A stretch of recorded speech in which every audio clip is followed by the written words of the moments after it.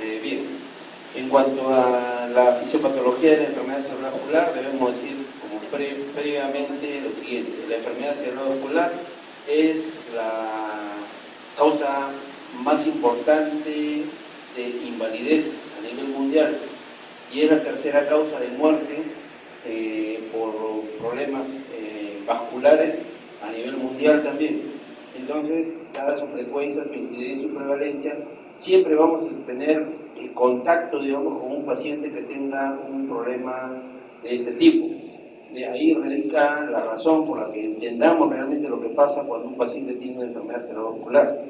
La idea entonces, al hablar de la fisiopatología de la enfermedad cerebrovascular, es ver qué está pasando en el cerebro de un paciente que ya ha tenido un desorden cerebrovascular. Como saben también ustedes, los desórdenes cerebrovasculares son isquémicos y hemorrágicos. Isquémicos en el 85% de los casos, hemorrágicos en el 15% de los casos. Por eso es que con mayor frecuencia vamos a estar frente a un infarto cerebral que a una hemorragia. De todas maneras, las últimas láminas que he traído hablan de la hemorragia, pero donde vamos a hacer énfasis es justamente en el isquemia, en el infarto cerebral, que es la causa más frecuente de esta patología. La siguiente. Empezamos con un caso, es el paciente de 63 años, sexo masculino, antecedente de hipertensión arterial, pero tratada irregularmente. De ahí viene la importancia de que un factor de riesgo como la hipertensión arterial sea tratado adecuadamente. Cuando se trata irregularmente o cuando se deja de tratar, el factor de riesgo principal para la enfermedad cerebrovascular se multiplica y es la causante generalmente de que el paciente debute o repita con una enfermedad cerebrovascular. En este caso, el paciente 30 minutos después de despertarse, o sea, en horas de la mañana, que es la hora más frecuente que se presenta esta patología, presenta en forma súbita déficit motor derecho asociado a trastorno del lenguaje. La forma súbita de aparición, la hora en que se presenta, el antecedente de hipertensión arterial y la edad del paciente nos hacen definitivamente pensar en una primera posibilidad que estamos frente a una enfermedad cerebrovascular. Hemos juntado acá la edad del paciente, que es un factor de riesgo sobre el cual no se puede hacer mucho. Hemos detectado el factor de riesgo de hipertensión y estamos viendo que las circunstancias en que se presenta el evento, es decir, en horas de la mañana, en primeras horas de la mañana y en forma súbita, ya nos hacen pensar que estamos frente a una posibilidad de un cuadro vascular cerebral. Cuando le examinan a este paciente se le encuentra despierto y colaborador, es decir, no ha habido trastorno de conciencia, no ha habido pérdida de conocimiento, pero sí tiene dificultad para expresarse verbalmente. O sea, hay aparentemente un problema del lenguaje verbal.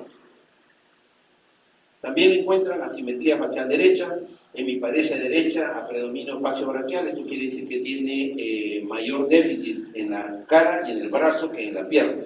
A eso se refiere la hemiparesia a predominio facio-braquial. Tiene hiperreflexia ortotendinosa, los reflejos están aumentados. No se han abolido, sino que están aumentados.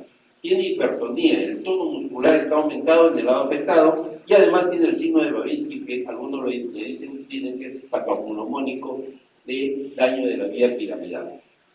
¿De acuerdo? Entonces, el paciente, como datos negativos, tiene que no ha tenido cefalea, no ha habido vómitos y no ha habido compromiso de conciencia. Estos datos negativos, el anterior por favor, estos datos negativos son importantísimos en un paciente con una enfermedad cerebrovascular, porque están alejando la posibilidad de que este paciente tenga una hemorragia. Al final no vamos a poder eliminar totalmente esa posibilidad, pero el hecho que el paciente nos niegue que ha tenido cefalea, que el paciente niegue que ha tenido vómito o que ha habido compromiso de conciencia mínimo o severo, ya nos está diciendo el cuadro clínico que el paciente es portador de un cuadro aparentemente isquémico. Hasta ahora hablamos de aparentemente. Acuérdense que cuando hacemos un diagnóstico es una hipótesis, esa hipótesis es una presunción clínica y lo que tenemos que hacer es confirmarlo con una evidencia, con una imagen en este caso, pero que se hace cuando el paciente ya se le ha estabilizado y cuando ya está en condiciones de ir a sacarse una tomografía, una resonancia, etc. Ahora sí lo sigo. Identificamos los síntomas principales en este paciente. Síntomas principales, déficit motor derecho. Signo principal, como hemos mencionado, una hemiparesia derecha, una hipertonía muscular, una hiperreflexia tendinosa y un signo de Babinski. El otro síntoma principal es un trastorno del lenguaje, y cuando se le va a evaluar, se nota que es una afasia de expresión. Vamos a hablar de cada una de estas cosas más adelante. La siguiente. Es importante, y siempre lo menciono, que uno sepa cuál es la definición del síntoma o signo. Pero más importante que la definición es su mecanismo fisiopatológico que está involucrado. ¿Por qué se produce el déficit motor? En el caso de un paciente con problemas respiratorios, ¿por qué se produce una disnea? En el paciente con una insuficiencia cardíaca, ¿por qué se produce la disnea de esfuerzo? ¿Por qué el edema de miembros inferiores? ¿Por qué la inmunización yugular? Que son hallazgos que tenemos generalmente en estos pacientes. Es decir, podemos definir cada uno de estos síntomas y signos, pero más importante que definirlos y conocerlos es saber por qué se están produciendo. Entonces acá, en este cuadro, tenemos signo físico, hemiparesia derecha. ¿Cuál es la definición de la hemiparesia derecha? Una falta de fuerza muscular en el cuerpo derecho, brazo, pierna y a veces cara.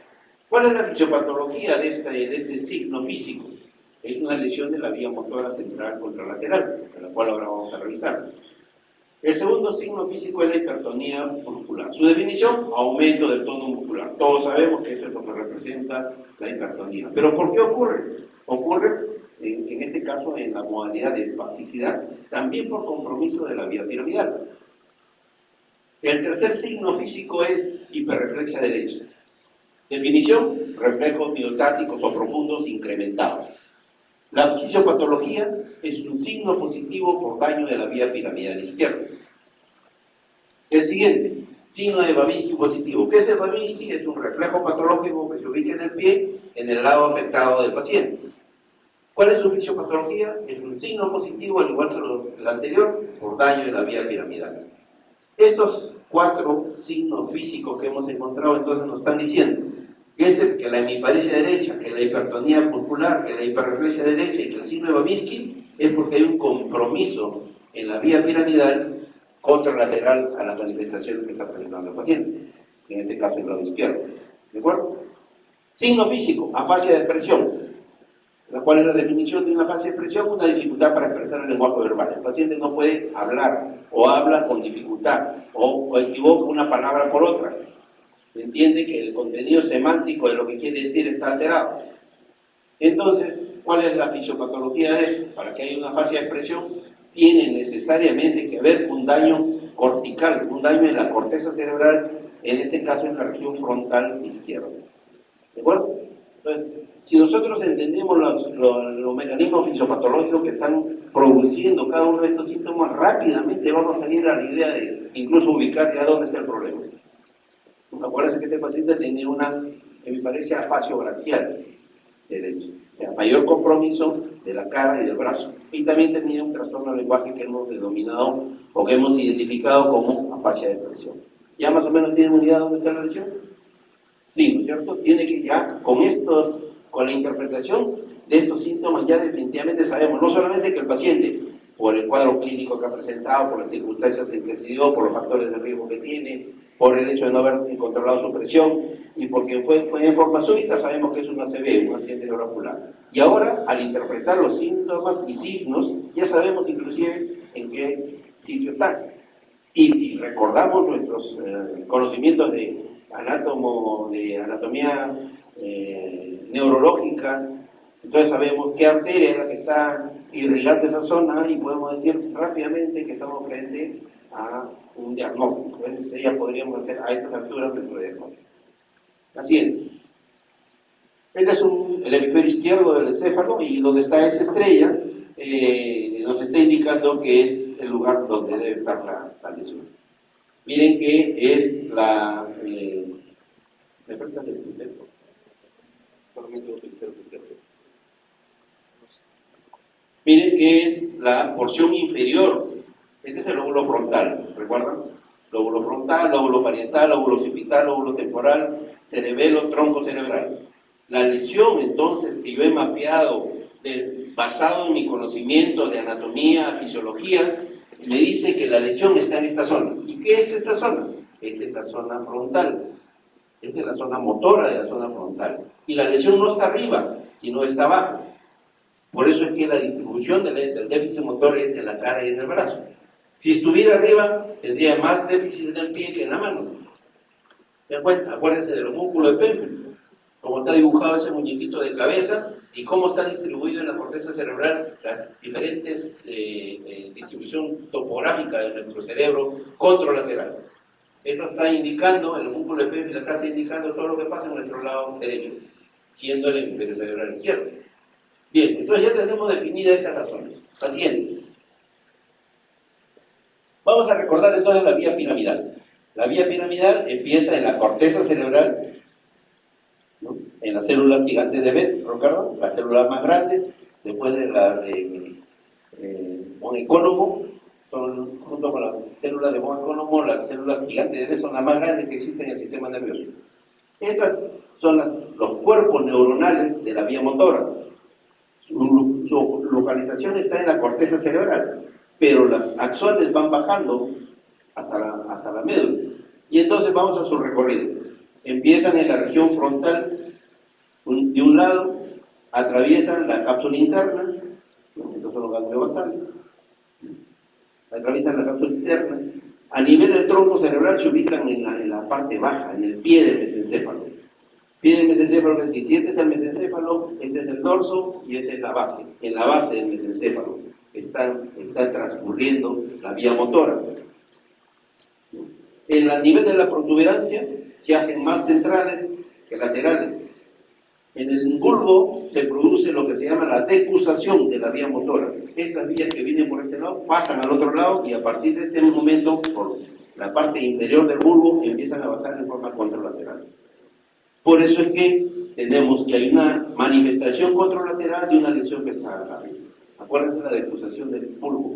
Ahí es donde se decusa la vía motora y es la responsable que tengamos un déficit motor derecho cuando la lesión es izquierda. ¿De acuerdo? Entonces, ¿qué puede pasar en la vía piramidal? Que puede lesionarse en cualquier nivel. Puede lesionarse aquí arriba, en los hemisferios cerebrales, en la cápsula interna, en el tronco cerebral, en cualquier de sus segmentos, inclusive en la médula. Según el nivel en que se afecte la vía piramidal, vamos a tener manifestaciones. Como esto se está provocando en el cerebro, en el encéfalo, tenemos manifestaciones motoras, ¿correcto? Daño de vía piramidal. Pero también tenemos una alteración, daño en una función cognitiva, como es el lenguaje, una función mental superior. En algún otro nivel de la vía piramidal podría darse esta combinación de daño motor con trastorno del lenguaje. No.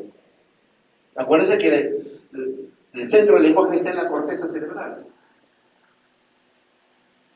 Entonces, lo que nos está indicando este paciente es de que tiene un déficit motor de un cuerpo con signos de vía piramidal, correcto, pero además tiene una fascia.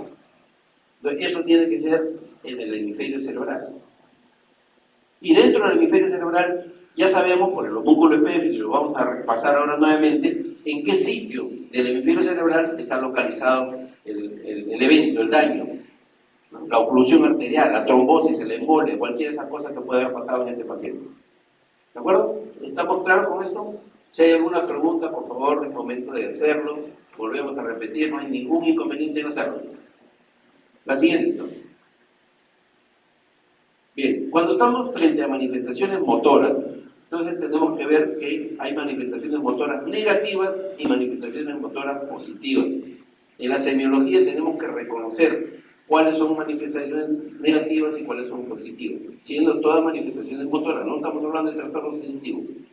Y entonces, las negativas son la parálisis, definida como una abolición total de la motilidad, una paresia, es decir, un grado menor de compromiso motor, una hemiplegia o una hemiparesia que afecta a las extremidades de un mismo lado, como es el caso de este paciente, una paraplegia o paraparesia que afecta a las dos extremidades inferiores. Generalmente esto se ve cuando el daño es en la médula, o en la médula cervical o lumbar.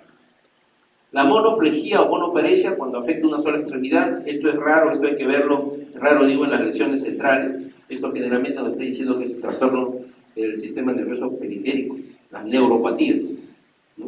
Y la tetraplegia o tetraparesia cuando afecta a todas las extremidades, que en este caso puede ser un daño alto a nivel cervical o algo que esté lesionando ambos hemisferios cerebrales. Es una lesión que no es muy frecuente, gracias a Dios. Entonces son manifestaciones negativas. Vamos a ver las positivas. Bueno, también También el trastorno del tono muscular tiene algunas digamos, características que hay que tener en cuenta. En este caso que hemos dicho que hay hipertonía. Las lesiones que afectan la vía piramidal después de las 48-72 horas comienzan a dar manifestaciones positivas del tono muscular. En este caso, la espasticidad.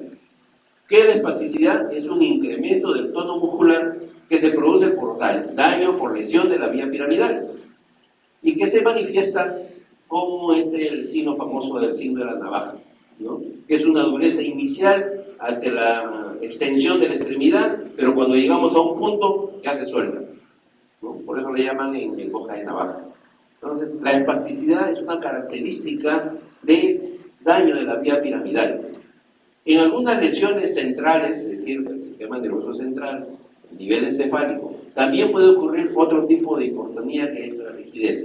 Pero eso nos está indicando que el daño, que el trastorno, que la alteración es de tipo extrapiramidal. O sea, no está involucrado el sistema piramidal y entonces la manifestación es una rigidez. ¿Dónde lo vemos eso? En el Parkinson. La rigidez en rueda dentada, en la cual el paciente no opone, el reflejo está oponiendo una resistencia, así como una rueda dentada, como si fuera un reloj, a diferencia de la espasticidad que se suelta después. Eso es importante en cuanto evaluemos el tono muscular, porque dentro de los problemas centrales, ¿no?, está diferenciando una vía piramidal de una vía extrapiramidal. Acuérdense que un accidente vascular también puede afectar los ganglios basales, también puede afectar la vía extrapiramidal, y entonces tendremos combinación de manifestaciones piramidales y extrapiramidales, o de repente manifestaciones extrapiramidales únicas. Y entonces tenemos que tener en cuenta que ese es un hallazgo que podemos tener cuando evaluamos al paciente en el aspecto del tono muscular. La siguiente. Los reflejos. Los reflejos del paciente, hemos mencionado en este caso que dijimos, que tenía hiperreflexia. No es frecuente encontrar hiperreflexia en las primeras horas del paciente, ¿no? Ese es un fenómeno que se llama diasquisis. Inicialmente se produce una especie de shock en el sistema nervioso y se quedan sin poder responder. Es como si tuviera una sorpresa inicial en el sistema nervioso y no responde en este caso con hiperreflexia, sino con hiporreflexia o a veces hasta con arreflexia. Pero eso se da en las primeras horas. En las siguientes horas, después de las 12 horas, 14 horas, 20 horas, entonces el paciente ya comienza a presentar hiperreflexia, o sea, aumento de los reflejos miotáticos o osteotendinosos, como también se les llama. Acá tenemos entonces que en la hiperreflexia hay una respuesta intensa, puede ser reiterativa en el caso que el reflejo siga presentándose sin estímulo, y se amplía el área reflexógena. En este caso, los reflejos profundos aumentados se producen por lesión de la vía piramidal. Pero también puede haber hiporreflexia y arreflexia, como ya he mencionado, cuando se lesiona el arco miotático. Por eso es que en los pacientes que tienen neuropatía periférica no encontramos reflejos. ¿Por qué? Porque está alterado el arco reflejo, el arco miotático. El reflejo pendular es una variante que se ve sobre todo cuando hay compromiso cerebeloso. Entonces, la disminución del tono muscular provoca que el reflejo sea pendular, va y viene, no se detiene, y eso lo vemos principalmente cuando hay una hipotonía intensa asociada al déficit motor, que se ve en lesiones cerebelosas principalmente. Y en cuanto a los reflejos superficiales, los cutáneos sobre todo, o el cremastérico, se ausentan o tienen abolición cuando se lesiona el arco reflejo o la vía piramidal. O sea, podemos encontrar que en este paciente que tiene un déficit motor derecho, los reflejos cutáneos en el lado derecho estén ausentes o disminuidos. ¿De acuerdo? Bien, sigamos. Bueno, hemos evaluado, antes de pasar a esto, hemos evaluado entonces cómo la fuerza muscular, el tono muscular, los reflejos en este paciente están alterados y nos están indicando precisamente por esa alteración de que el paciente tiene un daño en la vía piramidal. Entonces, a estas alturas decimos, este paciente portador de una accidente cerebrovascular, probablemente isquémico, por las características que mencionaba al inicio, y que está afectando la vía piramidal en el lado izquierdo.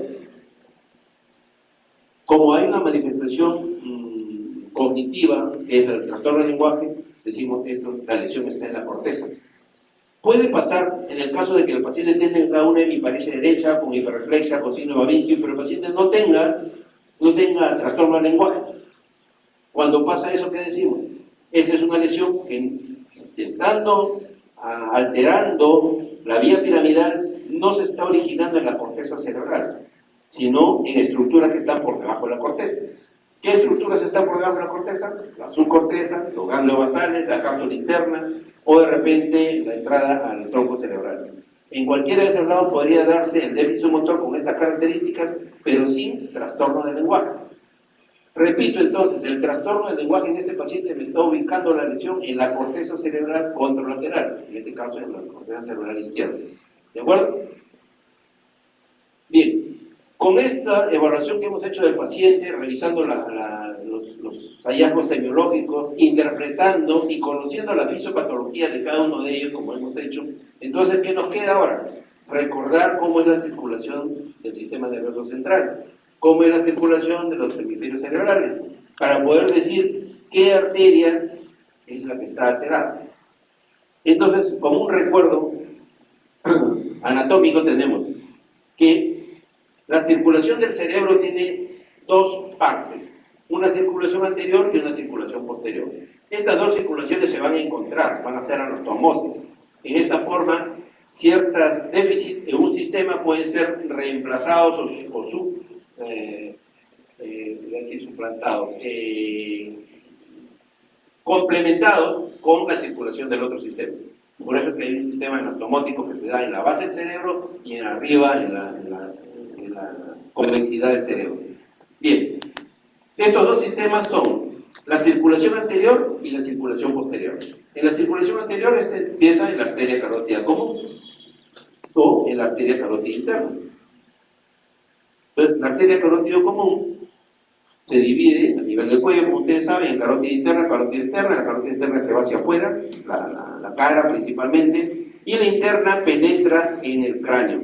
Hace una vuelta de más o menos 80 grados y se produce lo que se llama el sifón carotídeo.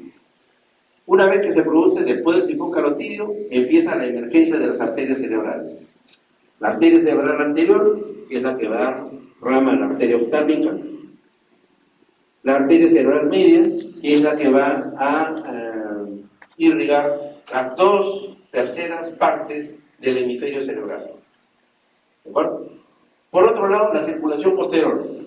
Acuérdense, las arterias vertebrales, estas se fusionan en el nivel posterior, más o menos a nivel del tronco basilar, por eso se llama el tronco basilar, y de ahí se bifurcan nuevamente y salen las dos arterias cerebrales posteriores, que van a irrigar el tercio posterior de los hemisferios cerebrales y algunas estructuras internas, como el tálamo, por ejemplo. Si conocemos esta distribución anatómica de las arterias cerebrales, podemos ya más o menos estar pensando que cuál es la arteria que está afectada en este lado. Vamos a ver, después ambos sistemas se unen a la parte inferior a través de la arteria comunicante anterior y a través de la arteria comunicante posterior. Estos dos forman lo que se llama el círculo del polígono de Willis, recuerdan que está en la base del cerebro y que es donde sientan los famosos aneurismas, con mucho más frecuencia.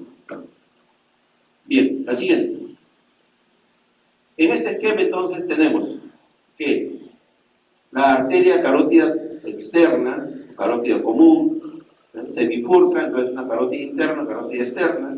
Esta va a entrar al cerebro, hace el sifón carotídeo y de ahí empieza a emerger la cerebral anterior, la oftálmica acá, y la cerebral media. Y esto es entonces las 2/3 partes anteriores del sistema. Por el otro lado, la arteria vertebral o las arterias vertebrales se funcionan y van a dar origen al tronco basilar. Este tronco basilar transcurre por el tronco cerebral y después se bifurca y va a dar las dos arterias cerebrales posteriores, ¿no?, que tienen el tercio posterior del hemisferio cerebral y que se van a conectar con la anterior a través de las comunicantes posteriores y las comunicantes anteriores.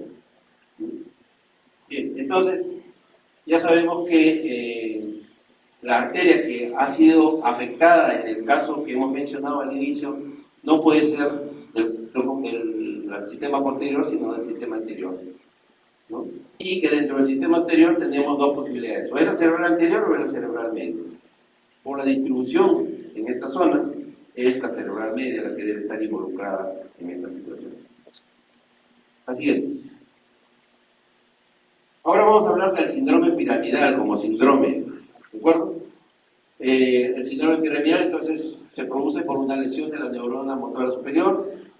Esta lesión puede ser por trauma, inflamación o isquemia, como en este caso que tenemos, en cualquier punto de la vía piramidal. Le hemos mencionado que puede ser en la corteza, en la cápsula interna, en el tronco céfalo o en médula. Pero en cada uno de estos niveles va a dar una sintomatología específica que nos va a indicar dónde está el nivel. ¿De acuerdo? La siguiente. A ver, acá está el homúnculo de Penfield, ¿no? Que está graficando cómo está representado nuestro cuerpo en la corteza cerebral. Esta es la cisura interhemisférica, este es el opérculo de la arteria cerebral media, ¿no? Y estas es la cápsula interna. Nosotros tenemos que el paciente tenía una, me parece derecha, a predominio facio-braquial. Entonces tenemos que la cara está acá, cara y brazo. Entonces la lesión, en este caso, de nuestro paciente, está en esta zona de acá. No está acá, porque si no fuera solamente la pierna o la rodilla de repente. Y tampoco está más bajo, porque este tenía mayor parencia facial, exclusivamente podría ser. Entonces está combinando brazo, mano y cara. Entonces la lesión está ahí. Esta zona es la que es irrigada por la arteria cerebral media. ¿Bien? Entonces tenemos que, una vez que los axones de las células gigantes de Best de la corteza cerebral bajan, van a estar corriendo por la cápsula interna, como habíamos mencionado, bajando por el tronco cerebral, hasta que se decusa y pasa al otro lado. Por eso una lesión en este lado se va a manifestar como un déficit o manifestación en el lado contralateral. Bien, ¿qué hubiese pasado si nuestro paciente solamente tuviera déficit motor? No tuviera problema de lenguaje y su déficit motor fuera no a predominio, sino simétrico en el brazo y en la pierna. ¿Cuál sería nuestra interpretación?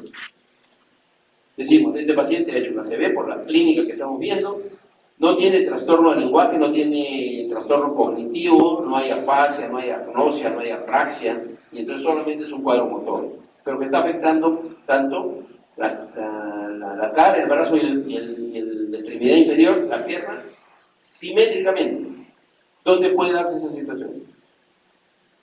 Decimos, hay un daño en la vía piramidal, pero lo primero que decimos es, ese daño en la vía piramidal no se ha producido en la corteza cerebral, sino en zonas más abajo. Y miren, donde los haces de los axones se unen es para entrar a la cápsula interna. Una lesión a este nivel, una lesión isquémica, en ese nivel, ¿qué haría? Daría un déficit motor proporcional sin manifestaciones cognitivas. Y ahí hablaríamos entonces de este paciente está haciendo un infarto subcortical o un infarto capsular. Lo cual no hemos dicho un infarto cortical, porque está afectada la corteza cerebral porque ha hecho una afasia. Y además porque hay predominio del déficit motor en la cara y en el brazo que en la pierna. ¿Se dan cuenta? O sea, la descripción de los hallazgos del paciente me está haciendo interpretar ya desde el inicio dónde puede estar la lesión. Por eso es que al final del caso yo no necesito una tomografía para decir qué es lo que tiene. La tomografía la voy a pedir para ver la magnitud del cuadro o para confirmar mi hipótesis, porque de repente nadie me cree que está ahí. Entonces pido una tomografía y le digo, sí, aquí está. ¿Estás de acuerdo ahora? Entonces, esa es la idea de cuando uno hace un diagnóstico clínico en función de los conocimientos fisiopatológicos y de la anatomía y fisiología como lo estamos empleando ahora. Sigamos entonces, la siguiente. Bueno, entonces teníamos que en el síndrome piramidal, lesión de neurona motora superior y que había manifestaciones positivas como las que vimos y negativas. ¿Cuáles serían las negativas? Parálisis o paresia de los músculos inervados por las motoneuronas situadas por debajo de la lesión. Sobre todo que se afectan los movimientos finos distales. Ustedes han visto cuando tiene un déficit motor un paciente en el brazo, tiene más dificultad en la mano que en subir el brazo. y es porque es esta distribución distal es la que tiene más dificultad. Abolición de los reflejos superficiales, lo que hemos mencionado, son el reflejo cutáneo. Atrofia muscular discreta por desuso, es decir, un paciente que tiene un déficit motor, una hemiplegia, que está 3, 5, 7 semanas sin moverlo, ¿qué va a pasar con el músculo? Se atrofia por falta de uso. A eso se llama hipotrofia por desuso. Y es lo que hay que evitar desde temprano en el paciente, porque si este paciente no tiene inervación, pero tiene musculatura, tono muscular, y hay que aumentar ese tono para compensar en algo el movimiento. Si dejamos que esa atrofia se instale, entonces probablemente el paciente va a demorar mucho más a recuperar o de repente no recupera la función. A ver, la siguiente. Manifestaciones positivas, como las que hemos descrito anteriormente: espasticidad de los músculos paralizados, exaltación de los reflejos profundos cuyos centros están por debajo de la lesión, reflejos patológicos positivos, Babin y el clonus positivo. Quiero detenerme acá en estas manifestaciones positivas. ¿Por qué se dan las manifestaciones positivas? El sistema nervioso es un sistema jerárquico, no es muy democrático. Siempre es esto, tiene una jerarquía. La corteza siempre está arriba, la subcorteza sigue, los ganglios basales, la cápsula interna, el tronco cerebral. Y en el tronco cerebral, mesencéfalo, protuberancia y bulbo siempre tienen un nivel de jerarquía. Entonces, ese por un lado. Y por otro lado, que el sistema neurológico, nuestro sistema neurológico actúa por inhibición. Es decir, el sistema superior está inhibiendo el sistema inferior. En este caso, la corteza cerebral inhibe las respuestas de la subcorteza y de los ganglios basales. Por eso es que cuando hay una lesión en la corteza cerebral y esta deja de funcionar, las actividades, las manifestaciones positivas de los otros niveles inferiores salen. Esa es la explicación que haya manifestaciones positivas como la hiperreflexia, como el mismo egoísmo, que es típicamente por una lesión cortical. La siguiente. Bien, ahora vamos a hablar de la afasia, que es una manifestación que tiene nuestro paciente. Como ustedes saben, es un trastorno del lenguaje.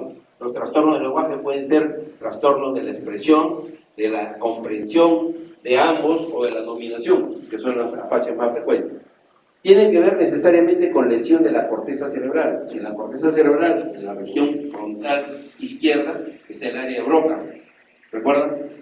Que tiene que ver con el lenguaje expresivo.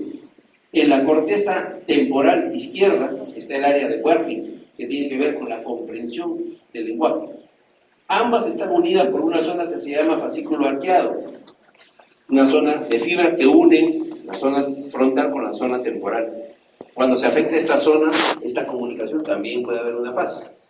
Y en el extremo donde está la curva de esta comunicación está el área, la zona angular, que tiene que ver con una característica del lenguaje, la nominación. Vaso, estoy nominando. Botella o agua, estoy nominando. Llave, estoy nominando. Cuando a estos pacientes les preguntan, ¿qué es esto? Se quedan mirando y no saben. Le digo, ¿para qué sirve? ¿Esto es para peinarme? No.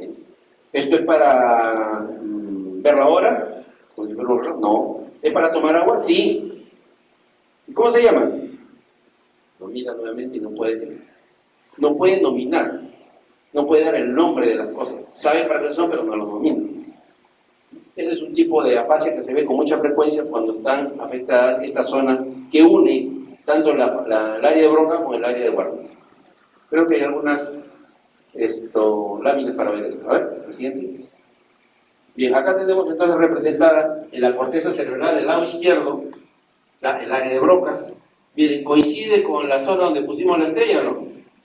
Entonces, aquí es donde está afectada, en el caso de nuestro paciente, esta es la zona frontal, la zona corteza motora, desde acá arriba hasta acá abajo. Este es el opérculo, ¿no? Y este es el lóbulo temporal. Esta es la zona de Wernicke, que tiene que ver con esta zona de acá. Esta zona de acá y esta zona de acá, que la han subdividido en la zona de Wernicke, ¿no? Y esta es la zona angular que le digo, acá. O sea, si hay una lesión acá, ¿qué característica va a tener el paciente del lenguaje? Dificultad para hablar, pero sí entiende. Si tengo una lesión acá, ¿qué dificultad va a tener? Para entender. Abra los ojos, o abra la boca, y no la abre porque no me entiende, pero sí puede hablar, a diferencia de Broca. ¿Se cuenta? Y cuando el problema es en ambos, digamos en los circuitos que están ubicando ambos, es una fascia global, que tiene expresión y comprensión. Cuando la lesión es más posterior, es una fascia nominal como la que les he dado el ejemplo. Entonces, en este caso, las funciones del lenguaje, funciones superiores, están relacionadas en este lado del hemisferio topográficamente y me están indicando que la lesión de este paciente es una lesión frontal. ¿De acuerdo? La siguiente. Ahí se ha tratado de graficar las vías que conectan la zona frontal con la zona temporal, el fascículo arqueado, ¿no?, que les mencionaba. Cualquiera de estas zonas, la frontal, la temporal o el circuito que une ambas, va a provocar afasia, una alteración del lenguaje. La siguiente. Bueno, un cuadro para los tipos de afasia. No está muy claro. En el caso de Broca, que es la que tenemos acá, una afasia motora de Broca, es la producción verbal, es deficiente, capacidad para repetir oraciones está deteriorada, pero comprende normalmente. ¿De acuerdo? La determinación de objetos puede estar parcialmente deteriorada, ¿no? ¿Qué signos clínicos se asocian? Como en nuestro caso, hemiparesia derecha, ¿no?, y en este caso la lesión externa. Si fuera una fascia de Wernicke, sería fluente, sería una fascia en la cual el paciente habla, se pone verborreico, la capacidad para repetir está deteriorada, la comprensión está deteriorada, no nos entiende, ¿no?, y la lesión está acá abajo. Y en la conducción, ¿no?, que es cuando se altera la vía, entonces son estas características. Es fluente, su capacidad de repetir está deteriorada, ¿no?, la comprensión está normal. Así podemos ver, en función de lo que encontramos en el paciente, qué tipo de fascia es y poder situarlo, ¿no? Cuando uno evalúa una fascia, tiene que evaluar 4 aspectos: expresión, comprensión, repetición y nominación, para poder situarse en este cuadrito y ver qué tipo de fascia tiene. Y si saben ya qué tipo de fascia, ya saben también dónde está localizado el problema, topográficamente. La siguiente. Bien, entonces, en nuestro diagnóstico clínico del paciente que hemos hecho, ¿tuvo un déficit neurológico de inicio súbito o no? Sí. Con manifestaciones motoras, sensitivas y trastorno del lenguaje, en este caso motoras y el trastorno del lenguaje. Como el problema no tuvo, él lo dijo, ¿no?, datos negativos: no pérdida de conocimiento, no cefalea, no vómito, entonces decimos, estamos frente a un déficit motor, frente a un cuadro con isquémico, ante un accidente cerebrovascular de tipo isquémico, que es en el 85% de los casos. En el caso de que hubiese habido pérdida de conocimiento, dolor de cabeza, vómitos, el paciente en el estupor y coma, entonces estaríamos frente a la posibilidad de hemorragia. ¿Esto por qué? Porque aquí la hemorragia provoca una hipertensión endocraniana y esta es la causante de todas estas manifestaciones y la catalogamos como una hemorragia. ¿De acuerdo? La siguiente. En una clasificación mundial que han hecho de la distribución del stroke, del accidente cerebrovascular, tenemos que el 88%, ya me quedé corto yo, 85-88% es esto isquémico. Puede ser de pequeños vasos, puede ser criptogenética o puede ser embolismo cardíaco, ¿no?, o puede ser enfermedad cerebrovascular. Solamente el 10% lo mencionan como hemorrágico y otras el 5%. Pero la distribución a nivel mundial es esa. Generalmente estamos frente a un cuadro isquémico antes que hemorrágico. La siguiente. En cuanto a la isquemia, si estamos frente a una isquemia, tenemos todavía 2 posibilidades: de que el paciente haya hecho una trombosis o haya hecho una embolia. En el caso de es más frecuente la trombosis, miren, hasta 53% en esta serie, y 31% de embolia. Trombosis es cuando in situ, a nivel del sitio donde se produce la obstrucción, una placa ateromatosa generalmente se rompe y comienza a haber agregación plaquetaria. Las plaquetas reconocen al colágeno, se van agregando inmediatamente, un trombo blanco primero, después vienen los glóbulos rojos, trombo rojo, viene la fibrina, se produce el coágulo, el trombo, y hasta que va creciendo, hasta que tapa la arteria. En el momento que tapa la arteria, en ese momento se producen las manifestaciones de déficit motor o sensitivo en el lenguaje. Esa es la patogenia de cómo se produce una trombosis. En el caso de la embolia, generalmente es a distancia. Puede ser una placa ateromatosa que se ha desprendido del cuello, de la carótida, puede ser un coágulo que se ha formado en la aurícula, en los casos que tienen fibrilación auricular, por ejemplo, o en los casos que tienen comunicación interventricular, o en los casos que una válvula esté fallando y está provocando trombos, turbulencias dentro de las cavidades cardíacas, entonces se producen pequeños trombos, pequeños, microscópicos. Esos trombos salen disparados con el sístole cardíaco y van a viajar por esas arterias que hemos visto hasta llegar a la circulación anterior o a la circulación posterior. Cuando estos coagulitos pequeños llegan a tapar, encuentran un diámetro de la arteria más pequeña que él, la tapan. Y eso se produce la embolia cerebral. ¿De acuerdo? Bien. En el caso de la hemorragia, de la cual vamos a hablar al final, tenemos que la hemorragia en el 10% de los casos es intracerebral, el 6% es subaracnoidea. La siguiente. Bueno, esta es la parte, digamos, un poco más árida en cuanto a la fisiopatología. Creo que no vamos a tener mucho tiempo de explicarla, pero la idea es la siguiente. Cuando se produce una obstrucción en una arteria del cerebro, deja de llevar sangre a una porción del cerebro. Al no llevar sangre, no llegan los sustratos, ¿no?, que necesita esa parte del cerebro para su metabolismo, principalmente glucosa, oxígeno. En condiciones de que esa parte, la parte lesionada, se queda sin oxígeno y sin glucosa, que son los dos combustibles que tienen las neuronas para actuar, dejan de actuar, comienzan a fallar. En el caso del oxígeno, al producirse un metabolismo anaeróbico en esa zona, entonces la producción de ATP, que normalmente es de 36 moléculas de ATP por cada mol de glucosa, normalmente, disminuye y cae solamente a 2 aproximadamente.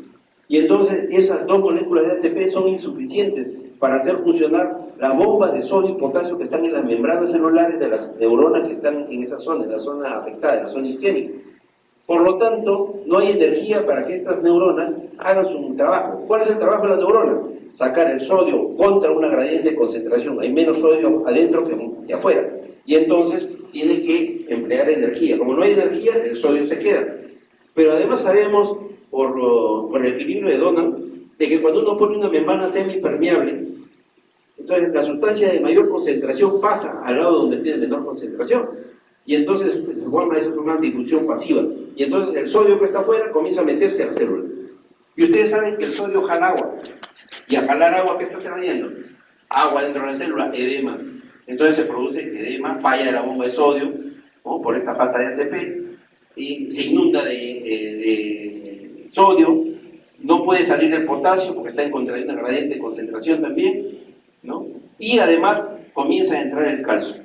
Cuando se afectan las bombas de sodio o de potasio, el calcio entra pasivamente, y el calcio dentro de la célula es mortal. Entonces esa célula se muere y comienza a haber el daño neuronal, la necrosis, ¿no? Ahí es un mecanismo, más que de apoptosis, un mecanismo de necrosis, la muerte neuronal, la muerte en este caso, ¿no? Y ese es el mecanismo que se produce. Pero en ese interín se va a producir una serie de cascadas, una serie de eventos, que es la siguiente. Trataremos de... Ya, bueno, más adelante. En el área que se infarta es un área pequeña. Esa área ya se necrosó, ¿de acuerdo? Pero alrededor de esa área hay un área de penumbra. Es un área que recibe poca circulación de sangre. Y esa es la que tenemos que poner toda nuestra atención para salvarla.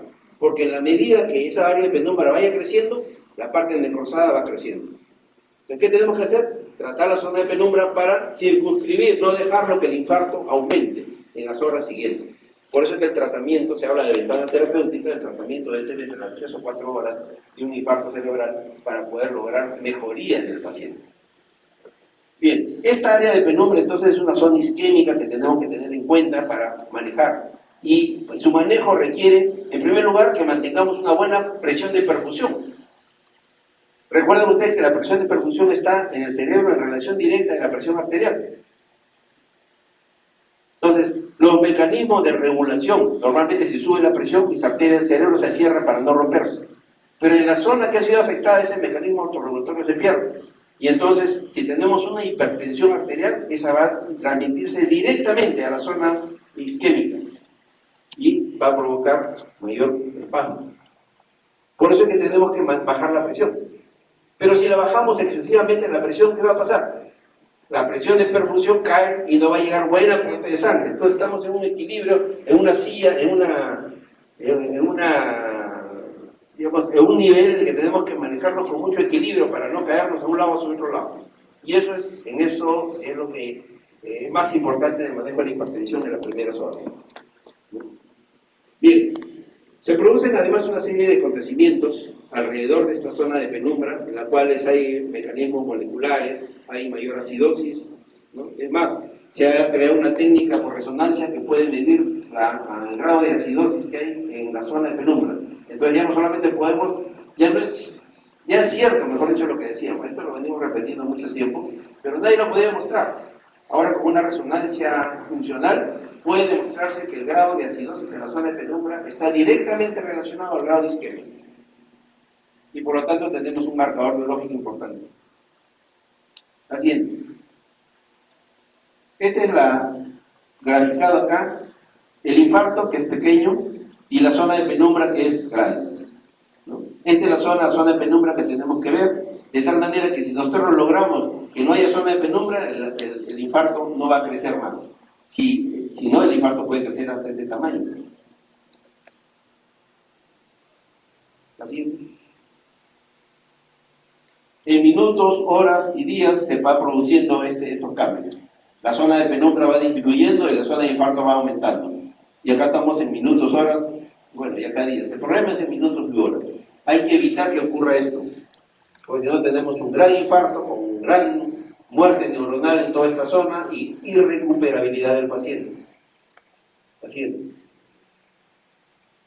Un nuevo esquema para ilustrar cómo, incluso dentro del área del infarto, el área de penumbra puede dividirse en dos. Miren, este es el área del infarto y este es el área de penumbra. Pero el área de penumbra hay una área de penumbra más crítica todavía y una zona menos crítica. ¿De acuerdo? La siguiente. Esto trata de explicar que cuando baja el flujo sanguíneo cerebral a estos niveles se produce un umbral de isquemia cuando está en 50, clínicamente se producen ya manifestaciones cuando está en 30, electrofisiológicamente ya hay alteraciones de los potenciales de acción de las neuronas que están alteradas, que dejan de funcionar, y a 10 hay un agotamiento energético, y esto tiene su correlato, primero con una oligoemia isquemia, en la penumbra isquémica, y después con una necrosis cuando ya llega a estos niveles. Entonces tenemos nuestra obligación en mantener los flujos sanguíneos cerebrales por encima de 30, ¿no? Y lo ideal sería llegar a 50.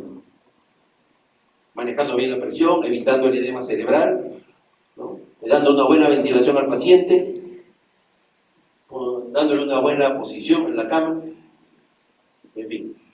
Y acá una serie de eventos que se van transcurriendo en el tiempo. Primero es la destrucción del parénquima, produce hipoxia, como he mencionado, el metabolismo anaeróbico, pérdida de ATP, secreción de sustancias tóxicas, salen las sustancias tóxicas como el glutamato, el principal neurotransmisor excitatorio que es dañino alrededor de la neurona. Se produce un cuadro inflamatorio también, ¿no? Producto de las sustancias proinflamatorias que salen inmediatamente en la zona, edema y finalmente apoptosis. Pero ya les he dicho que la necrosis en este caso es más por necrosis, la muerte neuronal, que por apoptosis. La siguiente.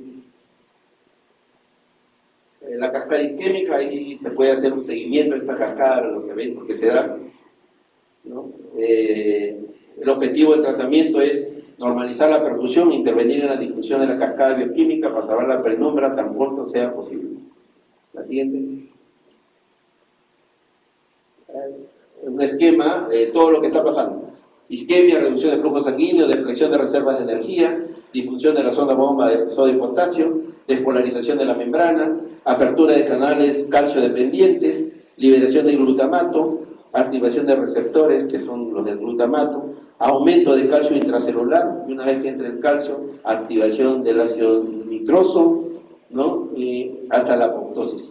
Igual por otro lado, producción de óxido nítrico, radicales libres, peroxidación lipídica, daño celular irreversible.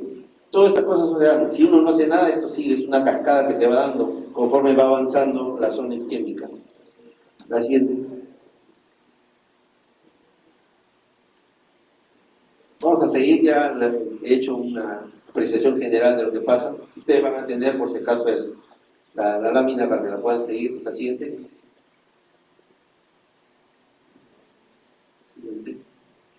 Bien, 2 minutos sobre enfermedad vascular hemorrágica. No porque sea menos importante, al contrario, la hemorragia es más importante que la isquemia. ¿Por qué? Porque tiene más mortalidad, deja más secuelas. Pero felizmente, como hemos mencionado, su incidencia y prevalencia no es tan alta. Y entonces el 15% de los eventos vasculares cerebrales pueden venir con una hemorragia. Generalmente hay inicio de súbito, de déficit motor sensitivo, trastorno de fascia, pero se acompaña de signos de hipertensión endocraniana, cefalea, vómitos, pérdida de conocimiento o llegar hasta el coma. Eso es lo que caracteriza a la hemorragia intracerebral.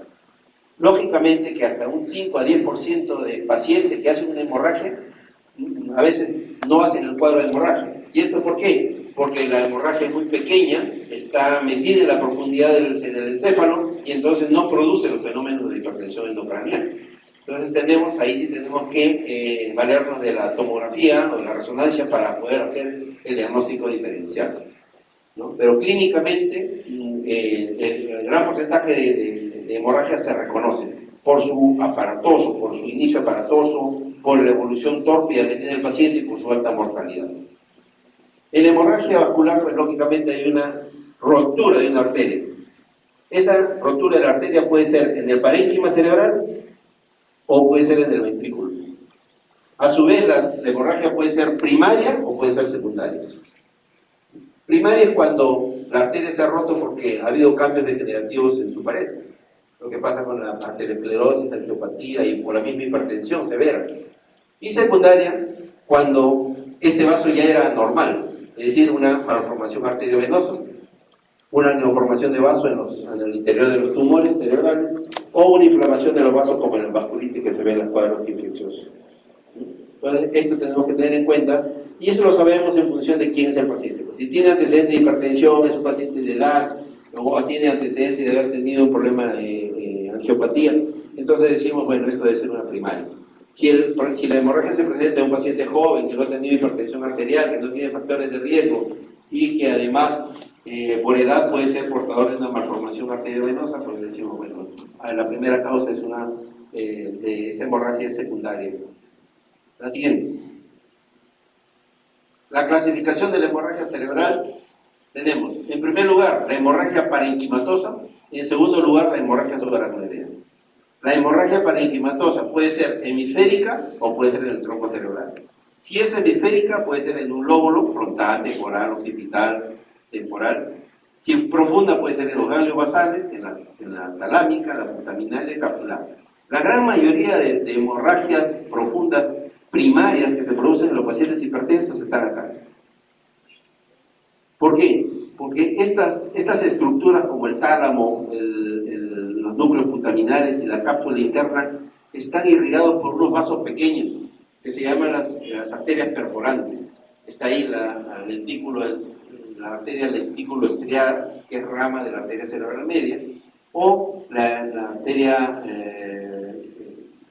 talámica, que es rama de la cerebral posterior. Esas generalmente por su característica de ser pequeñas se rompen cuando hay una hipertensión arterial. Y entonces la hemorragia típica del paciente, la hemorragia primaria típica del paciente con hipertensión o arteriosclerosis es acá, profundo. Mientras que el alobar generalmente ocurre cuando hay una malformación arteriovenosa, un angioma, cualquiera de esos que se rompe. Pero eso ocurre, como digo, en pacientes de menor edad.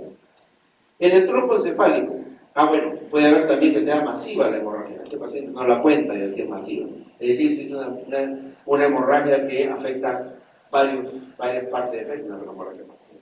El paciente generalmente muere a las horas de que ha ocurrido eso.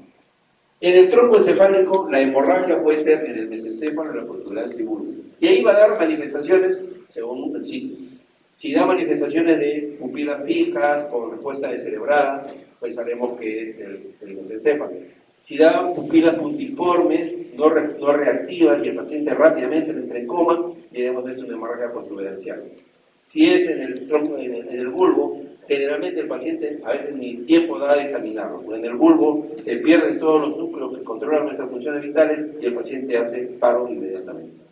En cuanto a la hemorragia subaracnoidea, es la hemorragia que se produce en el espacio subaracnoideo, alrededor de todos nuestros hemisferios cerebrales, en las bases, alrededor del tronco cerebral, alrededor de la médula. Hay todo un espacio subaracnoideo por donde circula el líquido cefalorraquídeo. Ese espacio subaracnoideo puede ser inundado por la sangre, si es que una arteria que está por fuera del encéfalo se rompe y produce una inundación de eso. Entonces el cuadro es algo diferente, el paciente generalmente pierde el coma pero lo recupera rápidamente y lo que manifiesta es una cefalea intensa y cuando lo vamos a examinar, signos meningios. ¿Por qué? Porque ha entrado a la cavidad de meningias, la sangre está provocando un cuadro irritativo. ¿Cierto? Eso generalmente se produce por los aneurismas, es más frecuente en personas jóvenes, de sexo más femenino más que masculino. Y en fin, tenemos que la hemorragia subaracnoidea, la primera causa es el aneurisma en el polígono de Willis, es la causa más frecuente, pero no la única. La siguiente. Bueno, en la fisiopatología de la hemorragia intracerebral, pues es una arteria que se rompe, es una sangre que se extravasa, esa sangre ocupa un espacio, o sea, provoca un efecto de masa, y ese efecto de masa, ese espacio, provoca una hipertensión endocraniana. Eso es lo que origina la cefalea, el vómito, el trastorno del nivel de conciencia. Esa es la explicación de la hemorragia. Y si el problema es en un lado o en otro lado, va a dar una hemiplegia contralateral, lógicamente. Los signos motores nunca se dan. ¿Puede ser que sea una hemorragia cortical que ha afectado un área cortical? Sí, puede darse. No es tan frecuente, pero puede darse. El paciente puede presentar una fascia, una agnosia, una praxia, ¿no? En función de qué lóbulo del cerebro esté afectado y qué hemisferio esté afectado. ¿Sí? ¿La siguiente? Creo que es la última pregunta. Sí. ¿Hay relación entre el ritmo circadiano y la predisposición de ACV? Perfecto, sí, hay. Relación ritmo circadiano y ACV, sí. Ustedes saben que durante el ritmo circadiano se produce una serie de eventos, descargas hormonales, y también se altera el sueño, ¿no es cierto? La estructura del sueño, ustedes ven la estructura del sueño, durante las horas del sueño hay una estructura en 4 etapas. Una de esas etapas se llama sueño REM, ¿recuerdan? El sueño asociado a movimientos oculares rápidos. En la etapa en que el paciente está en REM, durante el sueño, entonces se produce una mayor descarga de catecolaminas. Se produce también una mayor descarga de corticoides. Y entonces también se produce una alteración circadiana de la frecuencia cardíaca y la presión arterial. Y entonces se ha visto que en algún momento de la presión durante el sueño, en la fase del sueño REM, que son más o menos 3 o a veces 4 durante el sueño, entonces se produce picos de hipertensión, picos de taquicardia, de frecuencia cardíaca aumentada y también picos de hipotensión. En un paciente que el terreno ya está minado, como se dice, un terreno ya está deteriorado, como en un paciente de 60 años, hipertenso, diabético, que ha sido maltratado, sus arterias están muy delicadas. Estos cambios que se producen durante el ritmo circadiano generalmente son los que llevan a que el paciente se levante o se despierte ya con un déficit motor. La principal hora de presentación de los infartos cerebrales, sobre todo, es entre las 4 y las 6 de la mañana. Y justamente por esa relación con ritmo circadiano.